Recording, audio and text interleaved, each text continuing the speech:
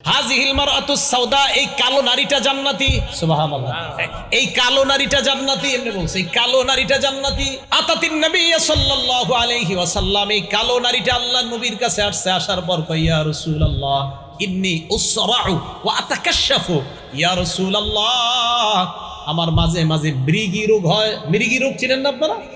মৃগী রোগের কারণে আমার শরীরের সতর খুলে যায়। ইয়া রাসূলুল্লাহ ফাদউল্লাহ লি, আপনি আল্লাহর কাছে আমার জন্য দোয়া করেন। আল্লাহ নবী তাকে দুইটা অপশন দিলেন। এক নাম্বার, আল্লাহ নবী বললেন, আমি তোমার কাছে দুইটা অপশন রাখতেছি। এক নাম্বার, যদি তুমি ধৈর্য ধারণ করো, দেখেন কি কয়, যদি তুমি ধৈর্য ধারণ করো, ইন সাবারতি লাকিল জান্নাহ, এই অসুস্থতায় যদি তুমি ধৈর্য ধারণ করো, তোমার ঠিকানা মরার সাথে সাথে জান্নাত। আরেকটা অপশন হলো দাউতুল্লাহ, আমি আল্লাহর কাছে তোমার জন্য দোয়া করি, আইয়ু আফিয়া কি, আল্লাহ যেন তোমাকে সুস্থ করে দেয়, এই দোয়া করি। ওই মহিলা কয়, ইয়া রাসূলুল্লাহ, আমি অসুস্থতা চাই না, এই অসুস্থতা নিয়েই আমি ধৈর্য ধারণ করে আল্লাহর জান্নাতি হতে চাই। হুজুর, আমি জান্নাতি হতে চাই।